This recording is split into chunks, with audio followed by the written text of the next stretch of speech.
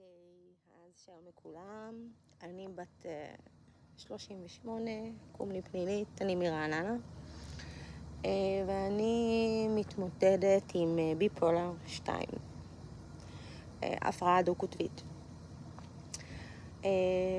וזה משהו שאפשר ככה, אתם יודעים, לחיות איתו, מי שלא יודע, אפשר לחיות איתו, אפשר לחיות טוב מאוזן. אם אתה מתמיד בכדורים, מתמיד בטיפולים, אפשר לחיות. אני בתפקידי ביום-יום אופרציית כנסים ואירועים בחברת אגד היסעים.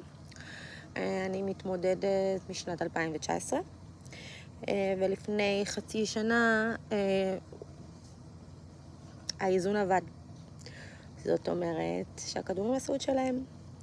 ופה מתחילה מלחמה חדשה, של למצוא לי כדורים חדשים, למצוא לי איזון חדש, להתאשפז בשלוותה, במחלקה פתוחה, לעבור חודש וחצי של אשפוז, כדורים וטיפולים נפשיים למיניהם, כמו סדר יום. אתם יודעים שיש לנו טיפול רגשי, ויש לנו טיפול בריפוי ועיסוק, וכל מיני טיפים שנותנים לנו איך להתמודד במצבים קיצוניים או מצבים ביום-יום שאנחנו יכולים מקום הפוכים, או פתאום מ-0 ל-100, איך לנשום, איך לעבוד עם המחלה.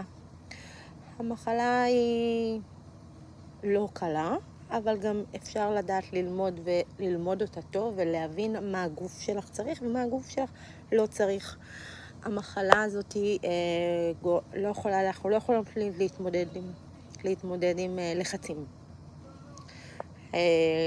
לחצים מביאים אותנו לאי איזון, זאת אומרת שאנחנו מתחילים להתבלבל, או שמחשבות לא טובות, או אני לא אצליח, או איך יסתכלו עליי אם אני אטעה, וכל מיני דברים כאלה, כל מיני רגשות אשם למיניהם.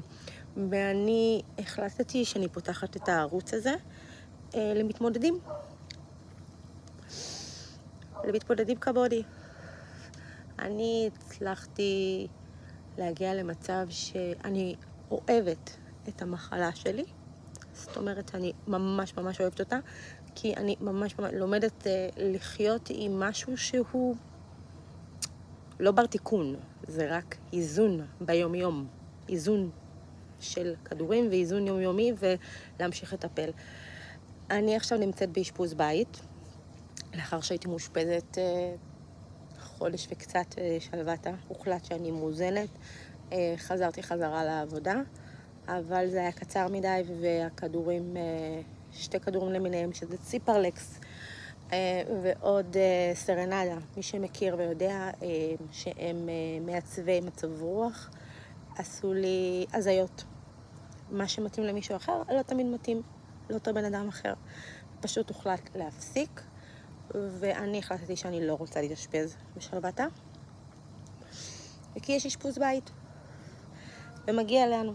יש הרבה אנשים שמגיעים להם אשפוז בית, וזה הרבה יותר נוח, וזה הרבה יותר קל, וזה נותן הרגשה של יותר חמימות. ואתם מוזמנים לעקוב אחריי, כי ממחר אני גם מתחילה להראות לכם מה באמת חשוב בשביל האיזון. אז תעקבו אחריי, מי שמעוניין, וממחר, יום שני, 14 לחודש, אני אתחיל לתת כל מיני טיפים שעוזרים לי. ואם הם עוזרים לי, אולי הם יעזרו למישהו אחר. שיהיה לנו שבוע טוב, ושנהיה רק בריאים. זה הכי חשוב.